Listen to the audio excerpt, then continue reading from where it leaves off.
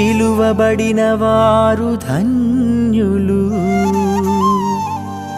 ఇదిగో సర్వేశ్వరుని గొర్రె పిల్ల.